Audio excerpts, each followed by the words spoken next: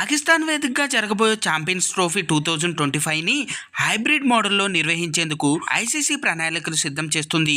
8 దేశాలు పాల్గొనే ఈ టోర్నీని ఫిబ్రవరి 19 నుంచి మార్చి 9 వరకు నిర్వహించాలని పీసీబీ భావించింది. ఇందుకు సంబంధించిన డ్రాఫ్ట్ను కూడా సిద్ధం చేసి ఐసీసీకి అందజేసింది. అయితే ఐసీసీ మాత్రం ఈ మెగా టోర్నీని హైబ్రిడ్ మోడల్ పద్ధతిలోనే నిర్వహించడానికి ప్రణాళికలు సిద్ధం చేస్తుంది. దాంతో పాకిస్తాన్కు షాక్ తగిలినట్లు అయ్యింది. 2023 ఆసియా కప్ను కూడా ఇదే పద్ధతిలో శ్రీలంక వేదికగా నిర్వహించింది ఐసీసీ.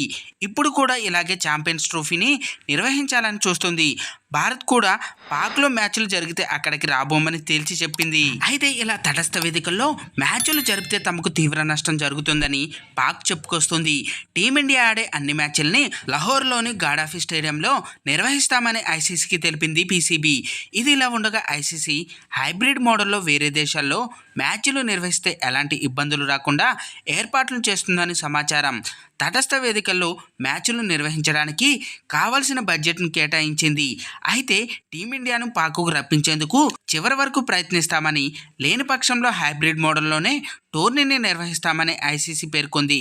కానీ భారత్ను కాదని ఈ టోర్నీని నిర్వహిస్తే పాకిస్తాన్ క్రికెట్ బోర్డుకు అలాగే ఐసీసీకి తీవ్ర నష్టం వస్తుందని కాదనలేని సత్యం. ఇండియాతో పెట్టుకుంటే ఇలాగే ఉంటుంది మరి అంటూ ఫ్యాన్స్ సోషల్ మీడియాలో వేదికగా కామెంట్స్ చేస్తున్నారు.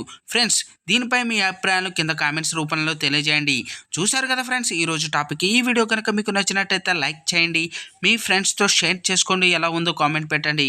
అలాగే సబ్స్క్రైబ్ చేసుకోవడం మాత్రం మర్చిపోవద్దు ఫ్రెండ్స్.